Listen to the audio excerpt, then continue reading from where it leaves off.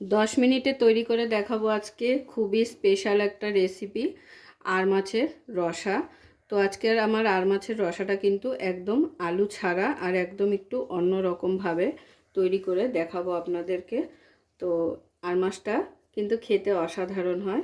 আর এই আর মাছটা রান্না করার জন্য আমি এখানে মাছ ও মাথা দু রকমই নিয়েছি। তাহলে চলুন শুরু করা যাক। তাহলে শুরু করছি আজকের আমাদের রেসিপি আর মাছের রসা। তো আমি আর মাছটা আজকে কিন্তু আলু ছাড়াই করব।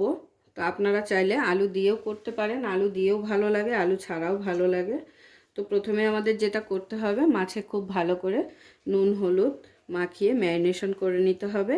আর বলে দিই, এখানে আমি কিন্তু মাথাও নিয়েছি। তো কিছুটা মাথা আছে, মাথা খেতে কিন্তু অসাধারণ লাগে। জানি না কার পছন্দ, তবে আর মাছ খেতে আমার খুব ভালো লাগে, আর আমার ফ্যামিলিতেও সবাই খুব ভালোবাসে খেতে। বিশেষ করে মাছের থেকে মাথা খেতে বেশি ভালোবাসে। আর মাছ নিয়েছি এখানে 4 টুকরো, সঙ্গে মাথা। তো এবারে আমি মাছটাকে প্রথমে ম্যারিনেশন করব। তো ম্যারিনেশনের জন্য দিয়ে দিচ্ছি পরিমাণ মতো নুন,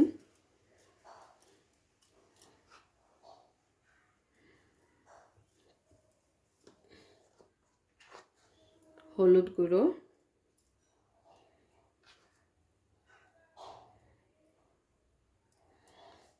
আর সঙ্গে দিয়ে দিচ্ছি সামান্য একটু কাশ্মীরি লঙ্কা গুঁড়ো,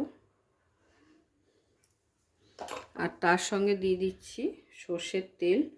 সর্ষের তেল দিয়ে মাখিয়ে মাছটাকে ভাজবো। আর মাছ কিন্তু সকলেই জানে খুব ফাটে, আর খুব সাবধানে এই মাছটা রান্না করে নিতে হয়। যতই সর্ষের তেল মাখানো হোক না কেন, তবুও কিন্তু ফাটে।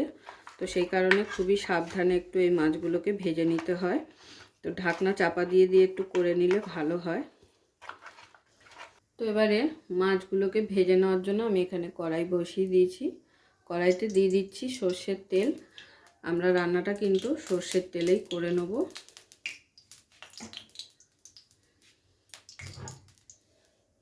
তেলটাকে খুব ভালো করে ধোয়া ওঠা গরম করে নিতে হবে, যাতে করে মাছগুলো না ছেটকায়। ধোয়া ওঠা গরম করে নিলে কিন্তু একটু কম ছেটকাবে। তো তেলটা ধোয়া ওঠা গরম হয়ে গেছে। এবারে গ্যাসের ফ্লেমটাকে সিম করে তারপরে কিন্তু মাছগুলো দিয়ে দেবো। আর আমি সাপোর্টের জন্য একটা ঢাকনা হাতে নিয়ে নিচ্ছি।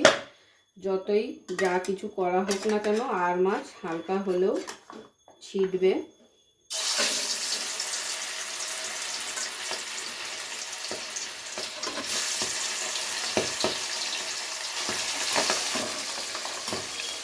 একবার আমি ঢাকনাটা সরিয়ে দেখিয়ে দিচ্ছি। গ্যাসের ফ্লেমটাকে যদি এইভাবে কমিয়ে রেখে মাছ ছাড়েন আর মাছ উল্টান, তাহলে কিন্তু একটু কমই ছেটকায়। কারণ আমি এইভাবেই সবসময় করে থাকি। গ্যাসের ফ্লেমটাকে অবশ্যই কমিয়ে নেবেন, দেখবেন একদমই ভয় থাকবে না। তাহলে যতক্ষণে মাছ ভাজছি ততক্ষণে আমি একটি মশলা রেডি করে দেখিয়ে দিই আপনাদের। তো এই মশলাটা যদি এইভাবে রেডি করে রাখেন তাহলে খুব ভালোভাবে মিশে যায়। নিয়ে নিচ্ছি প্রথমে 2 চামচ ধনে গুঁড়ো, 2 চামচ জিরে গুঁড়ো। মাছের কোয়ান্টিটি বুঝে কিন্তু মশলাটা অ্যাড করতে হবে। তার সঙ্গে দিয়ে দিচ্ছি কাশ্মীরি লাল লঙ্কার গুঁড়ো,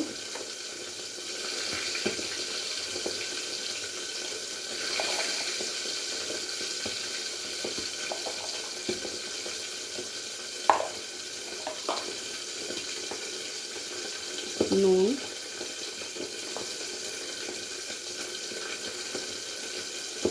হলুদ,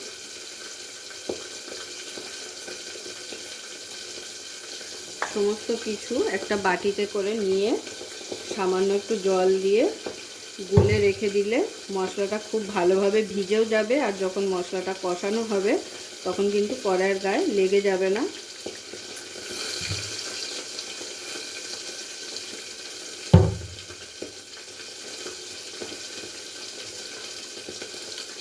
এইভাবে যদি মশলাটা রেডি করে রাখেন তাহলে আরও ভালো হয়।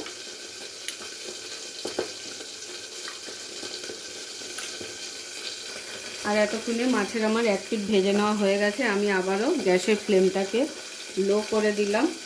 লো করে দিয়ে এইবারে খুলে একটু দেখে নিচ্ছি। দেখুন এক পাশ কিন্তু ভেজে নেওয়া হয়ে গেছে। এবার আমি মাছগুলোকে উল্টে দেব। তার জন্য কিন্তু গ্যাসের ফ্লেমটাকে আগেই লোতে করে দিয়েছি।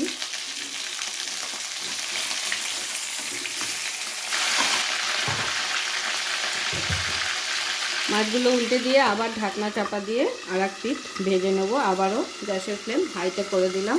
তো দেখতেই পেলেন আমি খুব সহজেই কিন্তু মাছগুলো উল্টে ফেললাম। এইভাবে যদি গ্যাসের ফ্লেমটাকে লোতে করে দিয়ে আপনারাও করেন তাহলে কিন্তু একদমই কোনো ভয় থাকে না।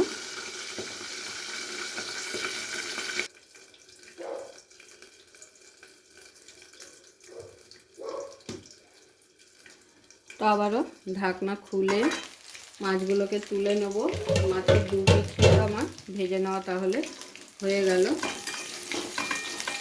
আমি কিন্তু গ্যাসের ফ্লেমটাকে আবারও লোতে করে দিয়েছি।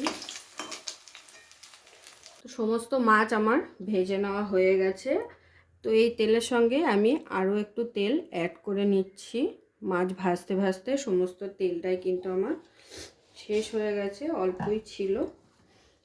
তো এবারে তেলের মধ্যে ফোড়ন দিয়ে দেব একটা দারচিনি স্টিক,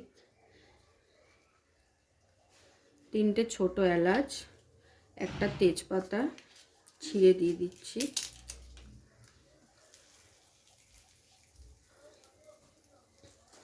তার সঙ্গে দিয়ে দেব সামান্য একটু গোটা জিরে,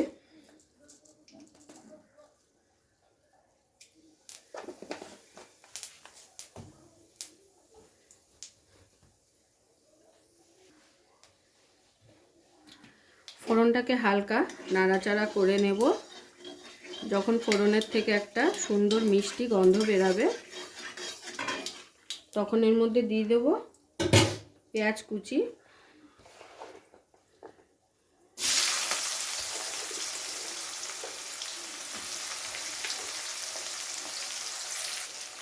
পেঁয়াজ কুচিটা দিয়ে পেঁয়াজ কুচিটাকে খুব ভালো করে হালকা করে ভেজে নেব প্রথমে।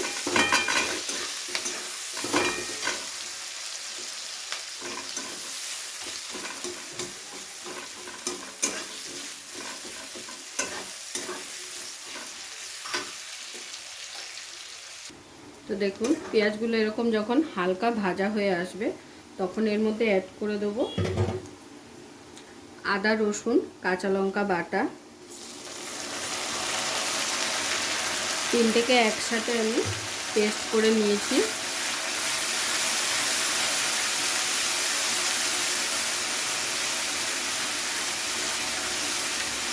পেঁয়াজের সাথে খুব ভালো করে একটু সময় নিয়ে কষিয়ে নেব যাতে আদা রসুনের যে কাঁচা গন্ধটা সেটা চলে যায়।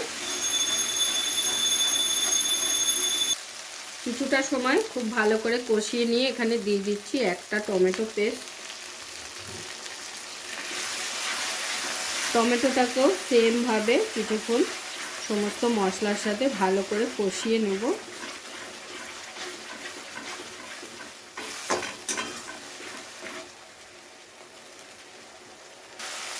তো দেখুন মশলার গা থেকে যখন এরকম তেল ছাড়তে শুরু করবে তখন বুঝবেন আপনাদের টমেটো আদা রসুন সমস্ত কিছু খুব ভালোভাবে কষিয়ে নেওয়া হয়ে গেছে। এবারে এখানে অ্যাড করে নেব যে আমি গুঁড়ো মশলাগুলো জল দিয়ে ভিজিয়ে রেখেছিলাম সেটা।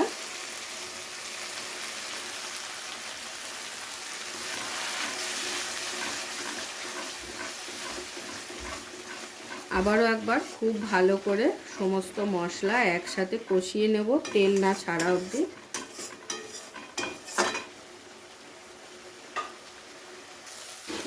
দেখুন 2 থেকে 3 মিনিট পরে আবারও মশলার গা থেকে কিন্তু তেল ছেড়ে গেছে, তার মানে আমাদের মশলাটা খুব ভালোভাবে কষে গেছে।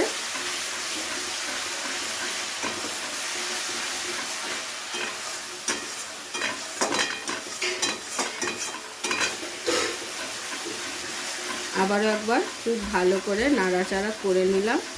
দিয়ে এবারে এখানে দিয়ে দেবো গ্রেভির জন্য জল।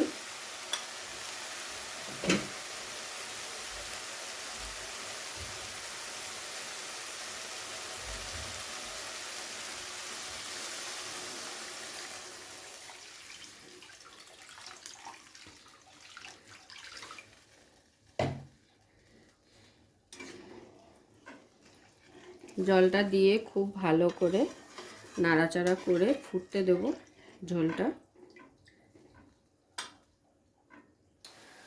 ঝোলটা খুব সুন্দরভাবে ফুটে উঠেছে। এবারে আমি ঝোলের মধ্যে দিয়ে দিচ্ছি মাথা আর মাছগুলো।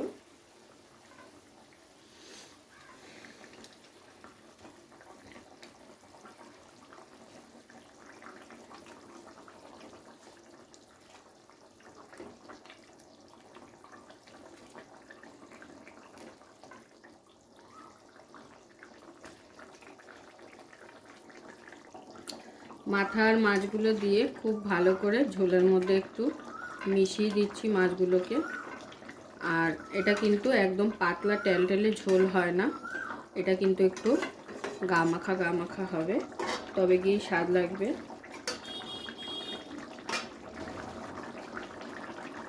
মাছগুলো দেওয়ার পরে দিয়ে দিচ্ছি গরম মশলা গুঁড়ো।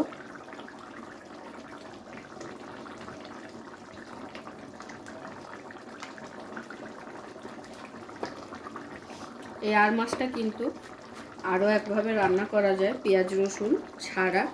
যারা পেঁয়াজ রসুন খেতে পছন্দ করেন না তারা আমার চ্যানেলে গিয়ে দেখতে পারেন, আমি পেঁয়াজ রসুন ছাড়াও এটা একটা রেসিপি অলরেডি দিয়ে দিয়েছি।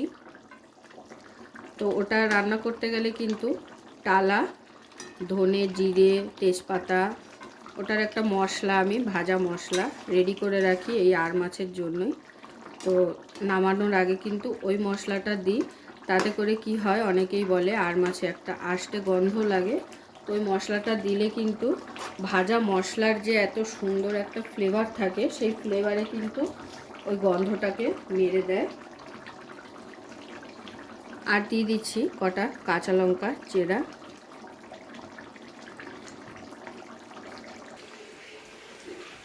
এবারে দিয়ে দিচ্ছি কিছুটা ধনেপাতা। এটা একদমই অপশনাল, ধনেপাতা দিলে আলাদাই একটা ফ্লেভার আসে, ভালো লাগে খেতে, তো সেই কারণে দিয়ে দিলাম। তো আমি কিন্তু আর এটাকে টানাবো না, ধনেপাতাটা দিয়ে এবারে একটু নাড়াচাড়া করে নিয়ে নামিয়ে ফেলবো। আমাদের গরম গরম আর মাছের রসা কিন্তু একদম রেডি। একদম গরম গরম ভাতের সাথে নিয়ে বসে পড়লেই কিন্তু এক থালা ভাত খেয়ে নিতে পারবেন, এতটাই টেস্টি হয় এই রেসিপিটা।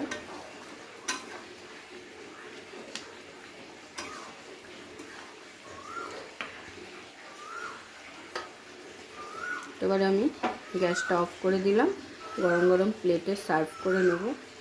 পুরো ভিডিওটা দেখার জন্য সকলকে অসংখ্য ধন্যবাদ। এরকম আরও নিত্য নতুন ভিডিও দেখার জন্য চ্যানেলটি অবশ্যই সাবস্ক্রাইব করে নেবেন আর পাশে থাকা বেল আইকনটি প্রেস করে নেবেন নতুন রেসিপির আপডেট পাওয়ার জন্য। তো সবাই ভালো থাকবেন, সুস্থ থাকবেন, আবারও দেখা হচ্ছে আপনাদের সাথে নতুন একটি রেসিপি নিয়ে।